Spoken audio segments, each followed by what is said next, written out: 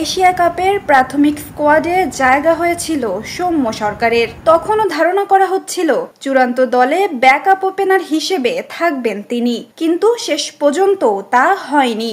দল ঘোষণার পর দুবাইয়ে যাওয়া হয়নি সৌম্য সরকারের।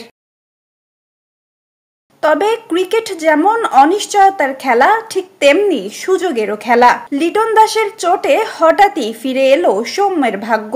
পাঁজরের ইনজুরির কারণে আফগানিস্তানের বিপক্ষে আসন্ন টি-20 সিরিজ থেকে ছিটকে গেছেন লিটন কুমার দাস, আর তার বদলিতেই ডাক পেয়েছেন সৌম্য সরকার।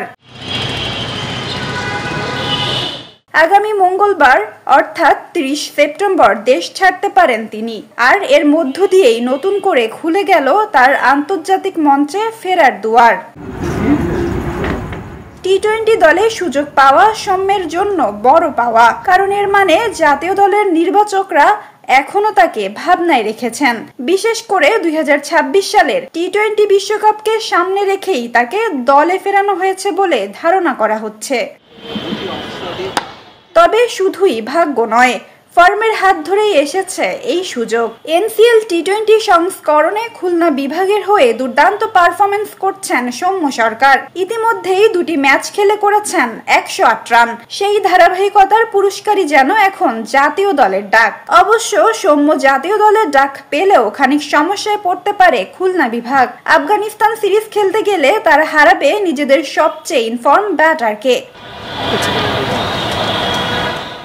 উল্লেখ্য, সংযুক্ত আরব আমিরাতের শারজাতে আগামী 2, 3 ও 5 অক্টোবর অনুষ্ঠিত হবে বাংলাদেশ আফগানিস্তান 3 ম্যাচের টি-20 সিরিজ। এই সিরিজ ঘিরেই এখন আলোচনার কেন্দ্রবিন্দুতে সৌম্য সরকার। সুযোগ পাওয়া গেলে জাতীয় দলের হয়ে আবারও প্রমাণ করার অপেক্ষায় থাকবেন এই ব্যাটার।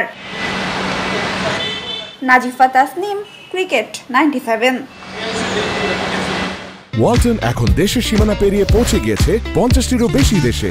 ওয়ালটন, ঘরে ঘরে বিশ্বজুড়ে।